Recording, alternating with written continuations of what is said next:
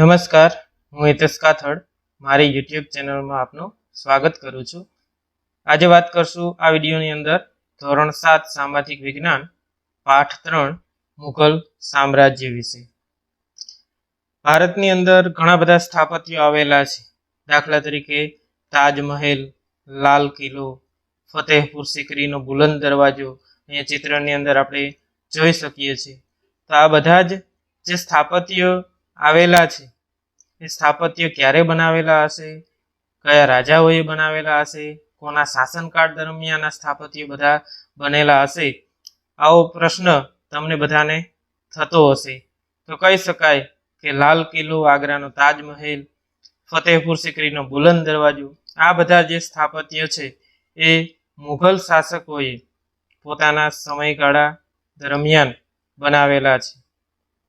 તો આજે આપણે મુઘલ શાસકો વિશે, મુઘલ સામ્રાજ્ય વિશે આ પાઠની અંદર વાત કરીશું। સૌ પ્રથમ વાત કરીશું મુઘલ સલ્તનતની સ્થાપના વિશે, એટલે કે મુઘલ સામ્રાજ્યની સ્થાપના ક્યારે થઈ, કોણે કરી, એના વિશેની સમગ્ર વાત આપણે કરીએ। તો ભારતની અંદર મુઘલ સામ્રાજ્યની સ્થાપના ઈસવીસન 1526માં બાબરે કરી હતી। આ બાબર જે હતો એનું મૂળ નામ હતું જહીરુદ્દીન મોહમ્મદ બાબર।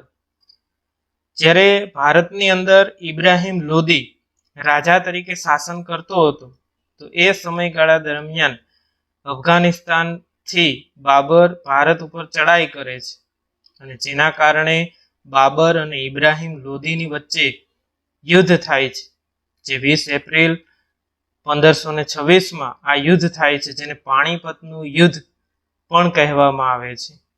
આમ આ પાણીપતના પ્રથમ યુદ્ધ દરમિયાન બાબર ઇબ્રાહિમ લોદીને આ યુદ્ધની અંદર હરાવે છે અને એ સમયે બાબરે આ યુદ્ધની અંદર સૌ પ્રથમ તોપનો ઉપયોગ કરી અને ઇબ્રાહિમ લોદીને હરાવ્યું એમ પણ કહી શકાય।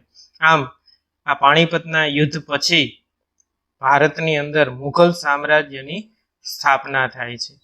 એટલે આવી રીતે ખાસ યાદ રાખવાનું, મુઘલ સામ્રાજ્યના સ્થાપક એટલે કે બાબરને ગણવામાં આવે છે, જેનું મૂળ નામ છે જહીરુદ્દીન મોહમ્મદ બાબર। અને આમ એ ઇબ્રાહિમ લોદીને હરાવી અને ભારતમાં મુઘલ સલ્તનતની સ્થાપના કરે છે। તેની અંદર આપણે વાત કરીશું મુઘલ સામ્રાજ્યની અંદર બાબર દ્વારા મુઘલ સલ્તનતની સ્થાપના થઈ ગયા પછી મુઘલ સામ્રાજ્યની અંદર ઘણા બધા શાસકો, રાજાઓ એ શાસન કરે છે। એક પછી એક રાજાનો સમયગાળા પ્રમાણે શાસન થાય છે। તો એ શાસન દરમિયાન વિવિધ પ્રકારની કામગીરી, સુધારાઓ પણ કરવામાં આવે છે। તો આપણે આ દરેક શાસક વિશે આપણે વાત કરવાની છે। સૌ પ્રથમ વાત કરીશું કયા કયા શાસકો ભારતની અંદર મુઘલ શાસનકાળ દરમિયાન શાસન કરી ગયા। તો એની અંદર કહી શકાય કે મુઘલ શાસકોમાં સૌ પ્રથમ બાબર આવે છે, ત્યાર પછી બાબરનો પુત્ર હુમાયુ એ રાજા બને છે, ત્યાર પછી હુમાયુનો પુત્ર અકબર રાજા બને છે, ત્યાર પછી જહાંગીર, એના પછી શાહજહાં અને ત્યાર પછી ઔરંગઝેબનો સમાવેશ થાય છે। આમ આ જે બધા રાજાઓ છે એ મુઘલ સલ્તનતના સામ્રાજ્યના શાસક તરીકે ગણાવી શકાય। તો એની અંદર આપણે સૌ પ્રથમ વાત કરીશું બાબર વિશે। તો બાબરનો શાસનકાળનો જે સમયગાળો છે એ ઈસવીસન 1526થી ઈસવીસન 1530નો હતો। બાબર વિશે જો આપણે વાત કરીએ તો કહી શકાય કે બાબર જે હતો એ ખૂબ જ બુદ્ધિશાળી વ્યક્તિ હતો, સાથે સાથે એક શક્તિશાળી યોદ્ધા પણ હતો। બાબરને ફારસી ભાષાનું જ્ઞાન હતું, સાથે અરબી ભાષાનો પણ જાણકાર હતો, સાથે પ્રકૃતિ પ્રેમી પણ હતો અને એક સારો એક લેખક પણ હતો। એમણે ઘણા બધા પુસ્તકો પણ લખેલા છે। તેણે તેની આત્મકથા તુજુક એ બાબરી, એટલે કે બાબર નામા તરીકે પણ એને ઓળખવામાં આવે છે। એટલે એમણે પોતાની આત્મકથા તુજુક એ બાબરી પણ લખી હતી, કારણ કે એ સારો લેખક હતો અને જેના કારણે એ આત્મકથા એક વિશ્વ સાહિત્યની પ્રસિદ્ધ કૃતિ બની રહી છે। અહીંયા આપણે ચિત્રની અંદર જોઈ શકાય છે આ તુજુક એ બાબરી જે બાબરની આત્મકથા છે, જેને બાબરનામા પણ ઓળખવામાં આવે છે, આ બાબરનામા જે કૃતિ છે એ અહીંયા ચિત્રની અંદર જોઈ શકાય છે. જે મુઘલ સામ્રાજ્યના સ્થાપક જેવા કે બાબરે આ કૃતિની રચના કરી છે, એટલે કે પોતાની આત્મકથા લખી છે, અને જે ખાસ કરીને વિશ્વ સાહિત્યની એક પ્રસિદ્ધ કૃતિ પણ છે. ત્યાર પછી વાત કરીશું બાબર પછી મુઘલ સલ્તનતના રાજા કોણ બને છે એના વિશે વાત કરીએ. તો ત્યાર પછી બાબર પછી એમનો જ પુત્ર હુમાયુ એ રાજા બને છે. તો હુમાયુનો સમયગાળો જોઈએ તો ઈસવીસન 1530 થી ઈસવીસન 1540 અને ઈસવીસન 1555 થી ઈસવીસન 1556 સુધીનો જે સમયગાળો છે એ દરમિયાન હુમાયુ જે છે એ મુઘલ શાસક તરીકે રહે છે. જોઈએ હુમાયુ વિશે. હુમાયુ ઈસવીસન 1530 દિલ્હીની ગાદી ઉપર બેસે છે, એટલે કે બાબરના અવસાન પછી હુમાયુ એમનો મોટો પુત્ર છે, જેથી કરીને એ દિલ્હીનો રાજા બને છે. આમ જોઈએ તો હુમાયુનો અર્થ થાય છે નસીબદાર, પણ હુમાયુએ પોતાના જીવનની અંદર ઘણી બધી મુશ્કેલીઓનો સામનો કરવો પડ્યો છે. તેને ગુજરાતના સુલતાન બહાદુર શાહ અને બિહારના શક્તિશાળી શાસક શેરશાહ સાથે યુદ્ધ પણ ઘણા બધા કરેલા છે. ઈસવીસન 1540ની અંદર આ બંનેની વચ્ચે એમના યુદ્ધ થયા છે. ત્યાર પછી કનોજના યુદ્ધમાં શેરશાહ હુમાયુને હરાવી અને તેને ભારતની બહાર કાઢી મૂકે છે. એટલે કે શેરશાહ સૂરી જે છે એ શક્તિશાળી શાસક હોય છે એ સમયનો. તો જ્યારે કનોજનું યુદ્ધ થાય છે તો એ દરમિયાન હુમાયુને હરાવી દે છે, અને જેથી કરીને હુમાયુને ભારતની બહાર જવું પડે છે. અને આમ હુમાયુ જે છે બાદશાહમાંથી એક બેરોજગાર થઈ જાય છે, અને એ સીધો ઈરાન ચાલ્યો જાય છે. પરંતુ થોડા વર્ષો વીતી ગયા પછી ફરીથી એ પાછો ભારત ઉપર ચડી આવે છે, કારણ કે પોતાના પિતાનું સામ્રાજ્ય મેળવવું હોય છે, એટલા માટે ફરીથી પાછો ભારત પર ચડાઈ કરે છે. ઈરાનના શહેનશાહની મદદથી ઈસવીસન 1545 તેણે કાબુલ અને કંદહાર જીતી લીધા. એમને ઈરાનના શહેનશાહની મદદ મળી, અને જેના કારણે એમણે કાબુલ અને કંદહાર આ બે જે મહત્વના પ્રદેશો હતા એ જીતી લીધા. અને ત્યાર પછી એમણે ઈસવીસન 1555 ભારત પર પુનઃ પોતાની સત્તાની શરૂઆત કરે છે, એટલે કે ફરીથી પોતાની સત્તાની શરૂઆત એ ભારતમાં કરે છે. આમ હુમાયુ તેના પિતાની જેમ જ વાંચન અને લેખનનો પણ શોખીન હોય છે. તેણે દિલ્હી પાસે દીન પનાહ નગર પણ વસાવ્યું હતું, અને સાંજના પ્રાર્થનાનો સમય થતાં એ વાંચનાલયમાંથી ઝડપથી પગથિયા ઉતરતા એમનું પડી જવાના કારણે અવસાન થયું હતું. આમ કહી શકાય કે બાબર પછી એમનો પુત્ર હુમાયુ એ રાજા બને છે, પણ હુમાયુ રાજા બન્યા પછી હુમાયુની સાથે ઘણા બધા રાજાઓનું યુદ્ધ પણ થાય છે. દાખલા તરીકે બહાદુર શાહ અને બિહારના શક્તિશાળી શાસક શેરશાહ સાથે હુમાયુનું યુદ્ધ થાય, જેની અંદર શેરશાહ હુમાયુને હરાવી દે છે અને મુઘલ સામ્રાજ્યના રાજા તરીકે શેરશાહ બની જાય છે.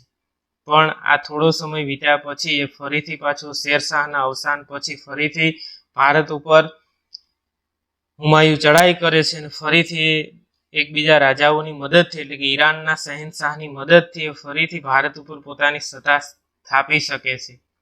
જ્યારે પોતાની સત્તા સ્થાપે છે એટલે ફરીથી પછી એ ભારતમાં મુઘલ સામ્રાજ્યની સલ્તનતની શરૂઆત થઈ જાય છે.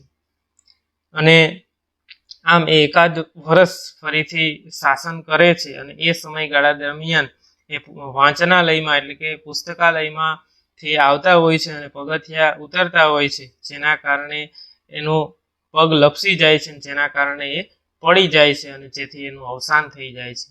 આમ હુમાયુ એ બાબરનો પુત્ર, જે બીજો મુઘલ સામ્રાજ્યનો રાજા ગણાવી શકાય. ત્યાર પછી એના પછી વાત કરીશું શેરશાહ સૂરી, જેનો સમયગાળો છે ઈસવીસન 1540 થી ઈસવીસન 1545. તો અહીંયા આપણે હુમાયુના મુદ્દાની અંદર વાત કરી હતી કે હુમાયુને શેરશાહની સાથે યુદ્ધ કરવું પડ્યું હતું, જેની અંદર શેરશાહ સૂરી હુમાયુને હરાવી દે છે, અને જેના કારણે શેરશાહ સૂરી દિલ્હીનો રાજા બની જાય છે. આ શેરશાહ સૂરી વિશે આપણે વાત કરીએ તો શેરશાહ સૂરી એ અફઘાન વંશનો એક મુસ્લિમ રાજા હતો અને એનું મૂળ નામ હતું ફરીદ ખાં. હુમાયુને જ્યારે હરાવી અને ભારત પર પોતાની સત્તા એ સ્થાપે છે પછી એ ઘણા વર્ષો સુધી શાસન કરે છે. 5 વર્ષ સુધી એ દિલ્હીની અંદર રાજા તરીકે શાસન કરે છે. તો શેરશાહ સૂરી વિશે કહી શકાય કે એક સુધારક પણ હતો, સાથે સાથે એક ન્યાયપ્રિય શાસક પણ હતો. તેમણે ડાકુ પછી લૂંટારાઓને અંકુશમાં લઈ અને તેમણે પોતાના રાજ્યની અંદર શાંતિની સ્થાપના પણ કરી હતી. સાથે સાથે એમણે એક નવી ટપાલ વ્યવસ્થાની પણ વ્યવસ્થા કરી હતી.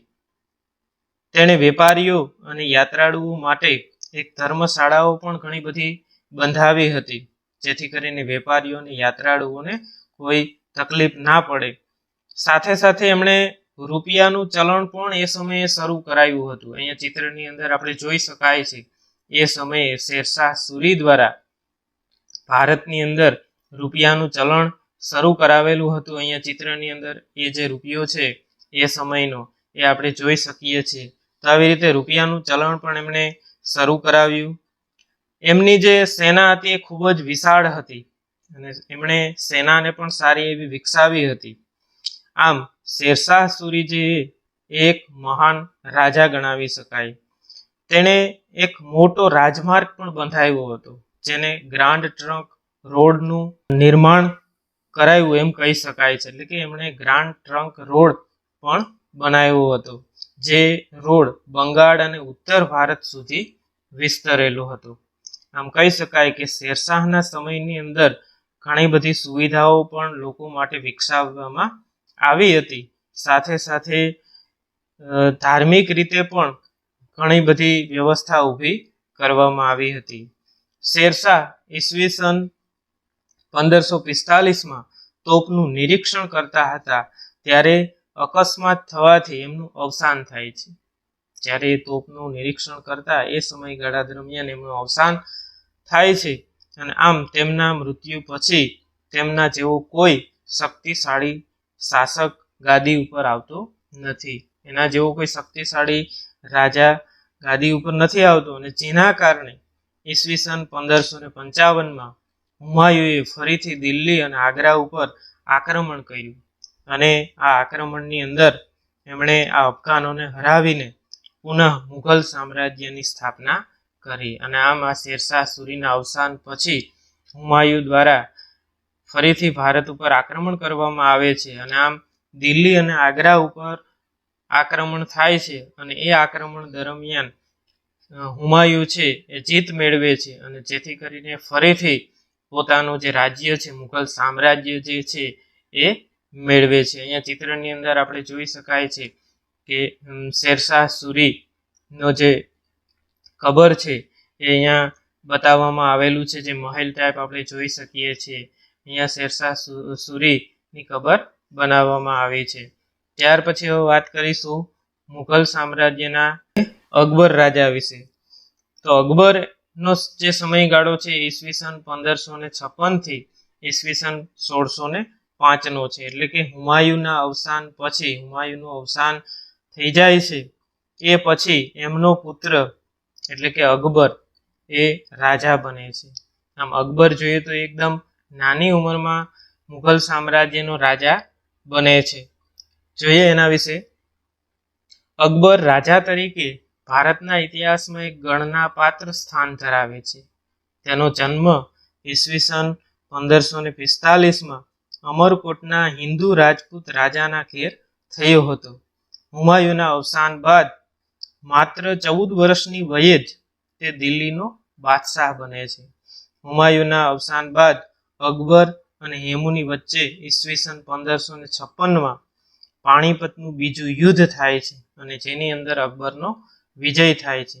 એટલે કહી શકાય કે હુમાયુના પુત્ર અકબર એ હુમાયુ પછી રાજા બને છે. તો જ્યારે અકબર રાજા બને છે તો ત્યારે એમની ઉંમર માત્ર ને માત્ર 14 વર્ષની હોય છે. એટલે કે એકદમ નાની ઉંમરમાં એ રાજા બને છે અને એની પાછળનું કારણ એ છે કે હુમાયુનું આવી રીતે અચાનક જ મૃત્યુ થવાના કારણે એમના પુત્રને આવી રીતે રાજા બનવું પડે છે.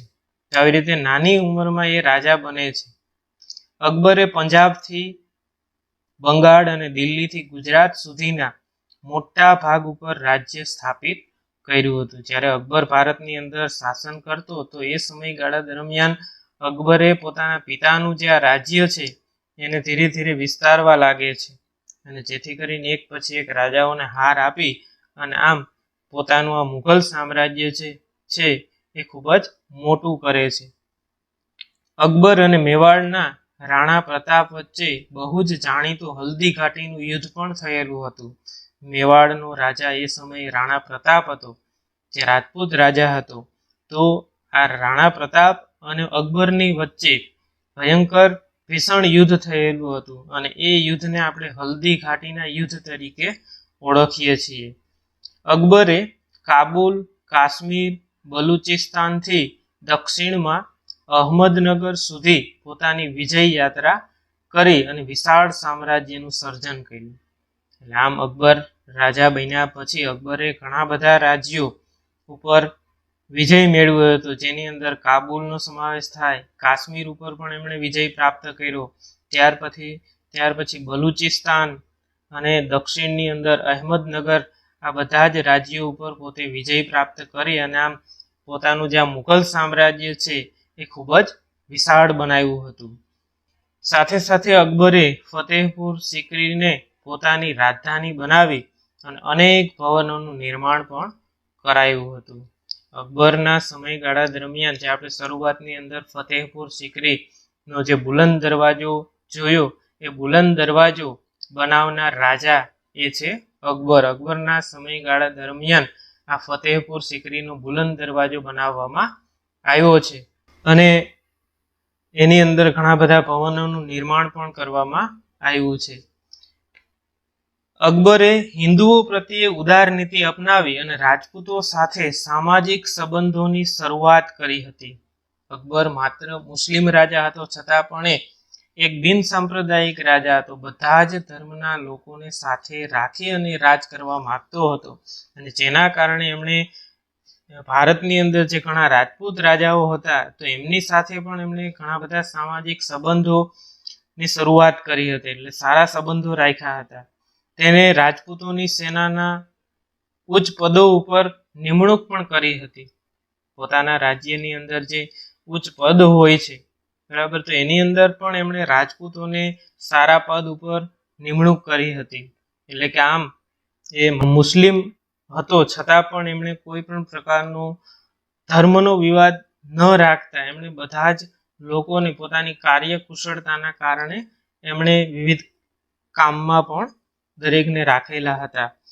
રાજપૂતોએ પણ પોતાની વીરતા અને સાહસથી અકબરને ભારત વિજય માટે ખૂબ જ મદદ કરી, અને આવી રીતે અકબર રાજપૂતો પ્રત્યે એક સારી માનસિકતા ધરાવતો, જેના કારણે રાજપૂતોએ પણ અકબરની સાથે મળી અને અકબરને ઘણી બધી મદદ પણ કરી છે. અકબર એક બિન સાંપ્રદાયિક રાજા હતો, એટલે કોઈ પણ સંપ્રદાય, કોઈ પણ ધર્મના ભેદભાવમાં અકબર માનતો નહીં. એમના માટે બધા જ ધર્મો જે છે એ સરખા હતા. અકબરે બધા ધર્મોના ઉત્તમ તત્વોને એકઠા કરી અને દીન એ ઇલાહી નામના એક સંપ્રદાયની સ્થાપના કરી હતી. એટલે કે ધર્મના વાદ વિવાદથી પર રહી અને અકબરે એક નવો સંપ્રદાય બનાવ્યો હતો, જે સંપ્રદાય હતો દીન એ ઇલાહી સંપ્રદાય, જેની અંદર તમામ ધર્મના મહત્વના તત્વો, મહત્વની બાબતોનો સમાવેશ એમણે કરેલો હતો. સાથે સાથે તેમણે રામાયણ, મહાભારત, અથર્વવેદ, પંચતંત્ર આવા જે મહત્વના ગ્રંથો હતા, પુસ્તકો હતા, સાથે સાથે બાઇબલ અને કુરાન, આ બધા જે પુસ્તકો છે, આ મહાન ગ્રંથો છે, એનો અનુવાદ એમણે ફારસી ભાષાની અંદર કરાવ્યો હતો. એટલે કે આવી રીતે અકબર તમામ ધર્મ પ્રત્યે એક સારી માનસિકતા ધરાવતો હતો. અકબર સમાજ સુધારક પણ હતો. તેણે બાળ લગ્ન અને સતી પ્રથાનો પણ વિરોધ કર્યો હતો. પોતાના સામ્રાજ્યની અંદર એમણે ઘણા બધા સુધારા કર્યા, જેથી કરીને એક સમાજ સુધારક તરીકે પણ અકબરને ગણવામાં આવે છે. એની અંદર મહત્વની બાબત એ હતી કે એમણે બાળ લગ્ન અને સતી પ્રથા, ભારતની અંદર એ સમયે આવી બધી પ્રથાઓ ખૂબ વધારે હતી. સતી પ્રથા હતી કે જેના કારણે સ્ત્રીનો પતિ અવસાન પામે તો એ સ્ત્રીને જીવતે જીવતી બાળી દેતા અથવા એમને મારી નાખવામાં આવતી, એટલે કે એને સતી કરવામાં આવતી. આવી બધી જે માનસિકતા હતી આપણા ભારતીય સમાજની અંદર, તો આવા બધા જે કુરિવાજો હતા, બાળ લગ્ન અને સતી પ્રથા, એનો પણ અકબરે એ સમયે વિરોધ કર્યો હતો અને એને નાબૂદ કરવા માટેનો પ્રયાસ પણ કરેલો હતો. તેણે યાત્રાવેરો પણ નાબૂદ કર્યો હતો તથા બળજબરીપૂર્વક ધર્માંતરણ પર પ્રતિબંધ મૂક્યો હતો. બળજબરીથી કોઈને ધર્મનું પાલન કરાવી શકાય નહીં, બળજબરીથી કોઈને કોઈના ધર્મમાં લાવી શકાય નહીં, અને એના માટે એમણે કડકમાં કડક કાયદાઓ, નિયમ પણ એ સમયે એમણે બનાવેલા હતા. અકબરના સમયનું ભારત આર્થિક રીતે ખૂબ જ સમૃદ્ધ હતું. તેણે સામાજિક સહિષ્ણુતાના યુગનો આરંભ કરાયો હતો. ઈસવીસન 1605માં એમનું અવસાન થઈ જાય છે અને એ સમયે મોટાભાગનું જે ભારત છે એ મુઘલ સામ્રાજ્યની અંદર સમાવિષ્ટ હોય છે. ત્યારે અકબરનું ઈસવીસન 1605માં અવસાન થઈ જાય છે. આમ અકબર જે હતો એ ખૂબ જ મહાન શાસક તરીકે ગણાવી શકાય અને એના શાસનકાળ દરમિયાન મુઘલ સામ્રાજ્યની અંદર ખૂબ જ વિસ્તાર વધાર્યો એવું પણ કહી શકાય. અહીંયા ભારતનો નકશો આપેલો છે, જે નકશો બતાવે છે અકબરના સમયનું ભારત. અહીંયા મુઘલ રાજ્યની જે સીમા છે એ લીલા રંગની અંદર નકશાની અંદર બતાવવામાં આવેલી છે. આપણે જોઈ શકીએ છીએ ભારતની અંદર જ્યારે અકબર રાજા હતો તો એ સમયે મુઘલ સામ્રાજ્ય કેટલા વિસ્તારોની અંદર હતું, ભારતના કયા કયા વિસ્તારોમાં, એ આપણે અહીંયા જોઈ શકાય છે. છેક અફઘાનિસ્તાનના કાબુલથી માંડી અને આપણા ભારતના છેક દક્ષિણ ભાગ સુધી સમગ્ર ભારત ઉપર કહી શકાય કે અકબરનું એ સમયે શાસન હતું. ત્યાર પછી વાત કરીશું જહાંગીર વિશે. તો જહાંગીરનો શાસનકાળ ઈસવીસન 1605 થી ઈસવીસન 1627 સુધીનો હતો. આ સમયગાળા દરમિયાન જહાંગીર ભારતની અંદર રાજા તરીકે શાસન કર્યું. જહાંગીર વિશે વાત કરીએ તો અકબરે સ્થાપેલા આ મહાન સામ્રાજ્યને સાચવવાનો વારસો જહાંગીરને મળ્યો હતો. એટલે કે અકબરના અવસાન પછી, અકબરનું અવસાન ઈસવીસન 1605માં થઈ જાય છે, ત્યાર પછી અકબરનો પુત્ર જહાંગીર એ રાજા બને છે અને આમ અકબરનું જે રાજ્ય છે, પિતાનું જે રાજ્ય છે એ જહાંગીરને મળે છે વારસા સ્વરૂપે. તો જેથી કરીને કહી શકાય કે આ મહાન સામ્રાજ્યને સાચવવાનો વારસો એ જહાંગીરને મળ્યો. તેણે અકબરની નીતિઓને ચાલુ જ રાખી અને હિન્દુઓ સાથે સારા સંબંધો સ્થાપિત કર્યા. એટલે કે જહાંગીરે પણ પોતાના પિતાની જેમ જ પોતાના પિતા દ્વારા જે કંઈ નીતિ નિયમો બનાવેલા હતા એની અંદર કોઈ પણ જાતનો ફેરફાર કર્યા વગર એમણે નીતિ નિયમો ચાલુ રાખ્યા. સાથે સાથે એમણે હિન્દુ રજપૂત રાજાઓ હતા એમની સાથેના જે પોતાના પિતાના જે સંબંધો હતા એ ટકાવી રાખ્યા અને સારા સંબંધો એમણે સ્થાપિત કર્યા. તેણે અસમ અને દક્ષિણ ભારતના ગોલકોંડા સુધી વિજય મેળવ્યા હતા. તેની પત્ની હતી નૂરજહાં. એ ખૂબ જ ચતુર અને પ્રતિભાશાળી હતી અને જેના કારણે જહાંગીરનો મોટાભાગનો જે વહીવટ છે, રાજ્યનો કારભાર જે છે એ નૂરજહાં એની ઉપર દેખરેખ પણ રાખતી હતી. નૂરજહાં વિશે વાત કરીએ તો એ ખૂબ ચતુર હતી, સાથે સાથે એક પ્રતિભાશાળી સ્ત્રી હતી. તેણે અનેક કલાઓને પ્રોત્સાહન પણ આપ્યું હતું. જહાંગીરના સમયમાં ચિત્રકલાનો ખૂબ જ વિકાસ થયો. જહાંગીર ચિત્રકળાનો ખૂબ જ શોખીન હતો, જેના કારણે ચિત્રકલાની અંદર વિશેષ પુરસ્કાર પણ એ સમયે સારા ચિત્રકારને આપવામાં આવતા હતા. તે પોતે પણ એક મહાન ચિત્રકાર હતો. જહાંગીર પણ ખૂબ જ સારા એવા ચિત્રો બનાવતો, જેથી કરીને એને એક મહાન ચિત્રકાર ગણવામાં આવ્યો છે. અને આમ ઈસવીસન 1627માં જહાંગીરનું અવસાન થઈ જાય છે અને આમ અવસાન થતાં જ એનો મોટો પુત્ર જે શાહજહાં છે એ ગાદી ઉપર આવે છે અને આમ જહાંગીરના અવસાન પછી મુઘલ સલ્તનતના રાજા તરીકે શાહજહાંની નિમણૂક થાય છે. એટલે હવે આપણે વાત કરીશું શાહજહાં વિશે. શાહજહાંનો શાસનકાળ ઈસવીસન 1627 થી ઈસવીસન 1658 સુધીનો હતો. શાહજહાંનું હુલામણું નામ ખુરમ હતું અને નાનપણમાં બધા ખુરમ તરીકે ઓળખતા હતા. તેણે દક્ષિણ ભારતનો વિજય કર્યો અને તે તેના પિતા જેટલો જ શક્તિશાળી સાથે સાથે કલા સ્થાપત્યનો પણ એક ખૂબ ચોખીન અને ચાહક હતો. કહી શકાય કે જેવી રીતે પોતાના પિતા જહાંગીર ચિત્રકાર હતા, મહાન ચિત્રકાર હતા, ચિત્રના શોખીન હતા, અને એવી જ રીતે શાહજહાં પણ કલા સ્થાપત્યનો એક ચાહક ગણાવી શકાય. તેની પત્ની મુમતાજ મહલના અવસાન પછી તેની યાદમાં વિશ્વ પ્રસિદ્ધ તાજમહેલનું એમણે નિર્માણ કરાવ્યું છે. આ તાજમહેલ દુનિયાની અજાયબી તરીકે પણ ગણવામાં આવે છે.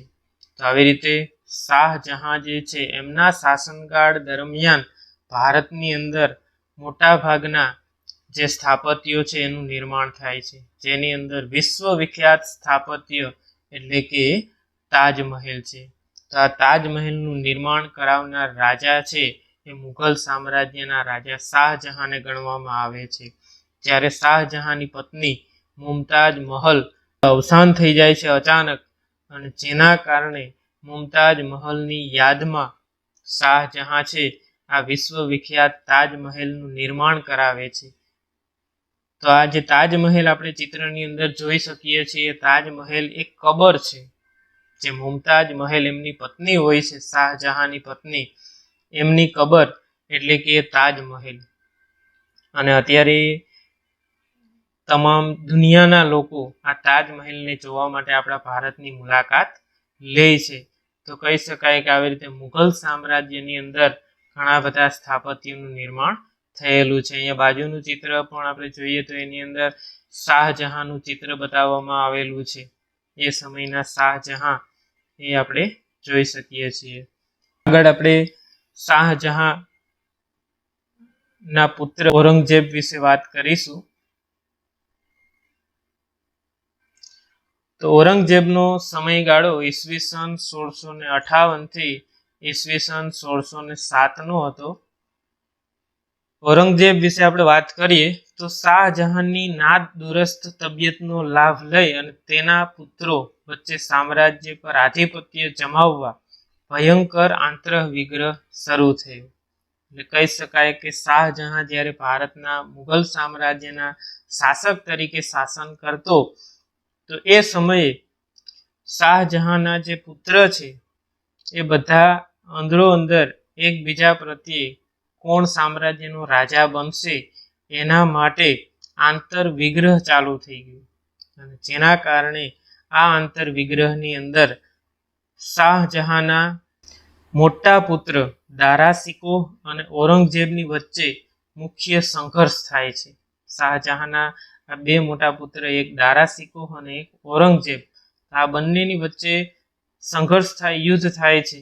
જેની અંદર ઔરંગઝેબ જે છે એ પોતાના ત્રણેય ભાઈઓને એક પછી એક હરાવી નાખે અને એક પછી એકની હત્યા પણ કરાવી દે છે અને જેલમાં એકાદ ભાઈને મોકલી દે છે. આમ એ પોતાના દારાશિકોહ છે એ ભાઈની હત્યા કરી નાખે છે.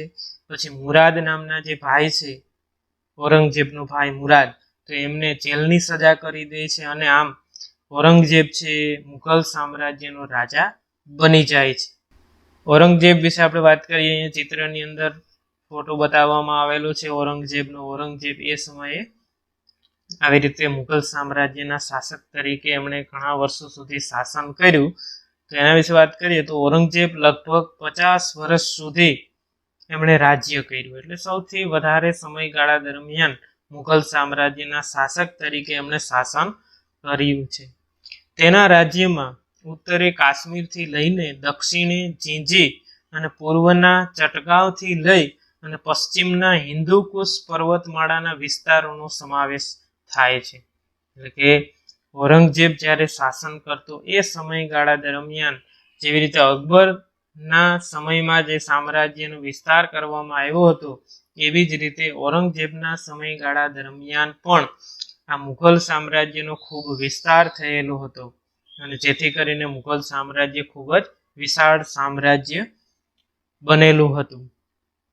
ઔરંગઝેબ એક સુન્ની મુસ્લિમ હતો અને અત્યંત સાદું જીવન પણ જીવતો હતો.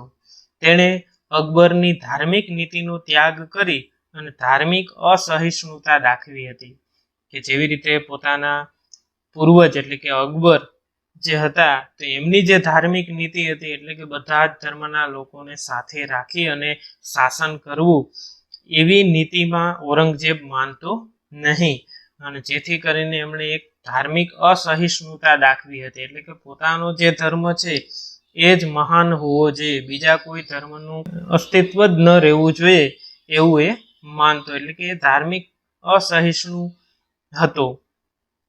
ઔરંગઝેબ એ સંગીત કલાનો, મૂર્તિ પૂજાનો અને ધાર્મિક ઉત્સવોનો વિરોધી હતો. એમને સંગીત પ્રત્યે કોઈ લગાવ ન હતો. સાથે સાથે મૂર્તિ પૂજા કરનાર માટે પણ એના માટે પણ વિરોધી હતો અને ધાર્મિક ઉત્સવો પણ ઉજવવા દેતો નહીં. પોતાના રાજ્યની અંદર ધાર્મિક ઉત્સવો પર પણ એમણે પ્રતિબંધ મૂક્યો હતો. આમ તેના સમયમાં ઘણા બધા વિદ્રોહો પણ થયા. તે એક શક્તિશાળી બાદશાહ હતો જેને લાંબા સમય સુધી ભારતના મોટા ભાગ પર શાસન કર્યું.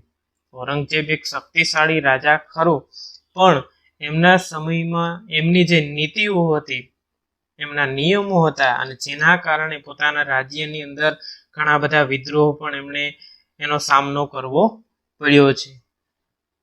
ઈસવીસન 1707માં ઔરંગઝેબનું અવસાન થઈ જાય છે, મૃત્યુ પામે છે અને તેના મૃત્યુ બાદ નિર્બળ શાસકો ગાદી ઉપર આવે છે જેના કારણે મુઘલ સામ્રાજ્યના પતનની શરૂઆત થઈ જાય છે.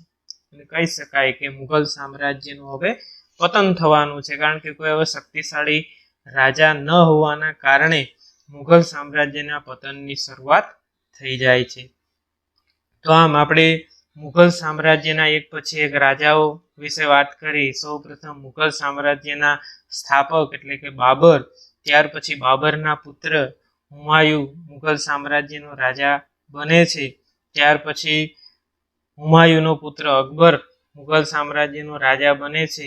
ત્યાર પછી અકબરનો પુત્ર જહાંગીર, ત્યાર પછી જહાંગીરનો પુત્ર શાહજહાં અને ત્યાર પછી ઔરંગઝેબ એ ભારતની અંદર મુઘલ સામ્રાજ્યના રાજા બને છે.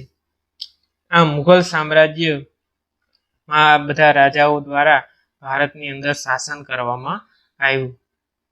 ત્યાર પછી આપણે હવે વાત કરીશું ભારતના જે બીજા રાજપૂત રાજાઓ હતા કે જે ખૂબ જ શક્તિશાળી હતા અને જેમણે મુઘલ સામ્રાજ્યના રાજાઓ સાથે ઘણા બધા યુદ્ધો પણ કરવા પડ્યા છે અને એ હંમેશાને માટે એની સામે ટકી રહ્યા છે, પોતાના રાજ્યને ટકાવી રાખ્યું છે. એવા શાસકો વિશે આપણે વાત કરશું તો એની અંદર આપણે વાત કરશું સૌ પ્રથમ રાણા સંગ્રામસિંહ વિશે. સંગ્રામસિંહ વિશે આપણે વાત કરીએ તો કહી શકાય કે બાબરના સમકાલીન મેવાડના રાણા સંગ્રામસિંહ રાણા સાંગા તરીકે પણ પ્રખ્યાત હતા. એટલે કે જ્યારે ભારતની અંદર બાબર મુઘલ રાજા તરીકે શાસન કરતો તો એ સમયગાળા દરમિયાન મેવાડ પ્રદેશ જે હતો, ભારતનું નાનું એવું રાજ્ય મેવાડ રાજ્ય, તો તેના રાજા તરીકે સંગ્રામસિંહ હતા અને એને સંગ્રામસિંહને રાણા સાંગા તરીકે પણ ઓળખવામાં આવતા હતા. તેઓ વીર અને સાહસિક હતા, એક મહાન યોદ્ધા પણ હતા અને એમણે જેના કારણે ઘણા બધા યુદ્ધોની અંદર વિજય પણ પ્રાપ્ત કર્યા છે. ઘણા બધા યુદ્ધમાં એ જીત મેળવી છે એમણે. જોકે બાબર સામેના ખાનવાના યુદ્ધમાં તેમની હાર થઈ અને તેમનું સામ્રાજ્ય નહિવત થઈ જાય છે. કે જ્યારે બાબર શાસન કરતો ભારતની અંદર તો એ સમયગાળા દરમિયાન મેવાડની અંદર રાણા સંગ્રામસિંહ શાસન કરતા. તો જ્યારે બાબર અને સંગ્રામસિંહ વચ્ચે યુદ્ધ થાય છે, જે યુદ્ધનું નામ આપવામાં આવ્યું છે ખાનવાનું યુદ્ધ, તો આ યુદ્ધ દરમિયાન સંગ્રામસિંહ બાબરની સામે હારી જાય છે કારણ કે બાબરનું સામ્રાજ્ય વિશાળ છે, બાબર પાસે વિશાળ સેના છે, જેથી કરીને સંગ્રામસિંહ એની સામે હારી જાય છે અને જેથી કરીને પોતાનું સામ્રાજ્ય સીમિત રહે છે, એટલે કે નાનું એવું સામ્રાજ્ય રહે છે. અહીંયા બાજુની અંદર ચિત્ર બતાવવામાં આવ્યું છે સંગ્રામસિંહનું ઘોડા ઉપર બેઠેલા આપણે જોઈ શકીએ છીએ. આવી રીતે એ સમયના રાણા સંગ્રામસિંહ એક શક્તિશાળી શાસક જે રાજપૂત રાજા છે એવું આપણે કહી શકાય. ત્યાર પછી એવા જ બીજા રાજા રાજપૂત રાજા મહારાણા પ્રતાપ વિશે આપણે વાત કરીશું. મહારાણા પ્રતાપ અહીંયા ચિત્રની અંદર આપણે જોઈ શકાય છે, તમે નામ પણ સાંભળેલું હશે. મહારાણા પ્રતાપનું ચિત્ર અને એમના ઘોડાનું નામ હતું ચેતક ઘોડો, એનું ચિત્ર આપણે અહીંયા જોઈ શકીએ છીએ. મહારાણા પ્રતાપ એટલે કે મુઘલ સામ્રાજ્યમાં જ્યારે અકબરની સામે મેદાને પડનાર રાજા એ હતા આપણા મહારાણા પ્રતાપ, કે જ્યારે ભારતની અંદર અકબર શાસન કરતો તો એ સમયગાળા દરમિયાન અકબર રાજાની સામે યુદ્ધ કરનાર રાજા હોય તો એ છે મહારાણા પ્રતાપ. અકબરે મેવાડ પર આક્રમણ કરતા બંને વચ્ચે હલ્દી ઘાટીનું યુદ્ધ થયું હતું. જ્યારે મેવાડની અંદર રાણા પ્રતાપ રાજા તરીકે શાસન કરતા તો એ સમયગાળા દરમિયાન અકબરે મેવાડ પ્રદેશને જીતવા માટે મેવાડ પ્રદેશ ઉપર હુમલો કર્યો, યુદ્ધ કર્યું. તો એ સમયે રાણા પ્રતાપે પોતાના સાહસથી અકબરની સામે યુદ્ધ કર્યું અને આ યુદ્ધનું નામ આપવામાં આવ્યું છે હલ્દી ઘાટીનું યુદ્ધ. એટલે કે આમ અકબર અને મહારાણા પ્રતાપ વચ્ચે હલ્દી ઘાટીનું યુદ્ધ થયું. તો જેની અંદર મહારાણા પ્રતાપની જે સેના હતી એ ખૂબ ઓછી હતી, કારણ કે મહારાણા પ્રતાપનું રાજ્ય નાનું હતું, જ્યારે અકબર જે છે એ સમગ્ર ભારતનો રાજા હતો, જેથી કરીને એમની પાસે વિશાળ સેના હતી અને જેના કારણે અકબરની સામે મહારાણા પ્રતાપ હારી જાય છે, એટલે કે અકબરનો વિજય થાય છે. પરંતુ રાણા પ્રતાપે ઉદયપુરની આસપાસના વિસ્તારોમાં પોતાની સત્તાને સ્થાપિત રાખી હતી. અકબરની સામે એમણે યુદ્ધની અંદર એમને હાર તો મળે છે, પણ એ પોતાનું જે પ્રખ્યાત શહેર છે ઉદયપુર શહેર, રાણા પ્રતાપ ઉદયપુરની આસપાસના વિસ્તારોમાં પોતાની સત્તા સ્થાપી અને સંઘર્ષ ચાલુ જ રાખ્યો. ભલે એમણે મેવાડ પ્રદેશ ગુમાવ્યો છે, અકબરની સામે એમણે હાર મેળવી છે, છતાં પણ એ ઉદયપુરમાં રહી અને ઉદયપુરના સીમિત વિસ્તારની અંદર પોતાની સત્તા સ્થાપિત રાખી અને અકબરની સામે એમણે સતત સંઘર્ષ કર્યો છે. બંને વચ્ચે સમજૂતીના અનેક પ્રયત્નો થયા, પરંતુ રાણા ચિત્તોડ છોડવા તૈયાર ન હતા. મહારાણા પ્રતાપ અને અકબરની વચ્ચે ઘણી વખત આવી રીતે સંઘર્ષ થાય છે. અકબર રાણા પ્રતાપને હરાવવા માટે ઘણી બધી તરકીબો પણ કરે છે, પણ મહારાણા પ્રતાપ એ પોતાનું જે ચિત્તોડ પ્રદેશ છે એ છોડવા માટે તૈયાર ન હતા. આ બંનેની વચ્ચે છાપામાર યુદ્ધ પણ ચાલ્યા હતા. ઈસવીસન 1676ના હલ્દી ઘાટીના પરાજય બાદ રાણા પ્રતાપ ગોગુડામાં રાજધાની લઈ ગયા અને જીવનના અંત સુધી યુદ્ધ કરતા રહ્યા છે. આવી રીતે અકબરની સામે એમણે હલ્દી ઘાટીના યુદ્ધની અંદર એમનો પરાજય થાય છે, છતાં પણ એ પોતાની રાજધાની મહારાણા પ્રતાપ ગોગુડા લઈ જાય છે, એટલે કે રાજધાની બદલાવે છે અને ત્યાંથી અકબરની સામે યુદ્ધ કરતા રહે છે. અને ત્યાર પછી ડુંગરપુરના ચાવંડમાં પોતાની રાજધાની સ્થાપી અકબરની સામે સંઘર્ષ કરતા કરતા એમની ઉંમર 51 વર્ષની થાય છે અને આમ એમનું કુદરતી રીતે અવસાન થાય છે. તો આવી રીતે અહીંયા ચિત્રની અંદર આપણે મહારાણા પ્રતાપનું ચિત્ર અને એના ઘોડાનું ચિત્ર જોઈ શકાય છે. એમના ઘોડાનું નામ છે ચેતક, જે હિન્દુ રાજપૂત રાજાઓના પ્રખ્યાત સુરવીર રાજા ગણાવી શકાય. ત્યાર પછી આપણે વાત કરીશું એવા જ રાજપૂત રાજા સુરવીર રાજા વિશે, જે છે વીર દુર્ગાદાસ રાઠોડ. દુર્ગાદાસ રાઠોડ એ મારવાડના શાસક જસવંતસિંહના મંત્રી અંશકરણ રાઠોડના પુત્ર હતા. તેમની તુલના રાણા પ્રતાપ સાથે કરવામાં આવે છે. જેવી રીતે રાણા પ્રતાપ ખૂબ જ શક્તિશાળી યોદ્ધા હતો અને અકબરની સામે એમણે ઘણા બધા યુદ્ધ કર્યા અને છતાં પણ એમણે ક્યારેય પણ હાર માની નથી, એવી જ રીતે વીર દુર્ગાદાસ રાઠોડ પણ એક શક્તિશાળી શાસક હતો. ઔરંગઝેબના સમયમાં તેમણે તેનું આધિપત્ય સ્વીકાર્યું નહોતું. જ્યારે ભારતની અંદર મુઘલ રાજા ઔરંગઝેબ શાસન કરતો, તો ઔરંગઝેબની સાથે વીર દુર્ગાદાસ રાઠોડનું યુદ્ધ થયેલું હતું અને ઔરંગઝેબ વીર દુર્ગાદાસ રાઠોડનું મારવાડ રાજ્ય મુઘલ સામ્રાજ્ય હસ્તક લાવવાનો પ્રયાસ કર્યો, પણ વીર દુર્ગાદાસે ઔરંગઝેબની સામે સતત સંઘર્ષ કર્યો, યુદ્ધ કર્યું અને એમણે પોતાના રાજ્યને ટકાવી રાખ્યું હતું અને આમ ઔરંગઝેબનું જે આધિપત્ય છે એમણે સ્વીકાર્યું નથી. તો અહીંયા આપણે પાઠની અંદર મુઘલ સામ્રાજ્યના વિવિધ રાજાઓ વિશે વાત કરી, જેની અંદર આપણે મુઘલ સામ્રાજ્યના સ્થાપક બાબર, હુમાયુ, અકબર, ત્યાર પછી જહાંગીર, શાહજહાં, ઔરંગઝેબ અને એના સિવાય પણ આપણે જે એ સમયના હિન્દુ રાજપૂત રાજાઓ છે એના વિશેની સમગ્ર વાત આપણે આ પાઠના ભાગ 1ના વિડીયોની અંદર કરી. ભાગ 2ના વિડીયોની અંદર આગળના જે મુદ્દા છે, દાખલા તરીકે છત્રપતિ શિવાજી, ત્યાર પછી મુઘલ સામ્રાજ્યની રાજ્ય વ્યવસ્થા કેવી હતી, એ સમયની સંસ્કૃતિ કેવી હતી, એની સમગ્ર વાત આપણે ભાગ 2ના વિડીયોની અંદર કરીશું. અસ્તુ. જય હિન્દ.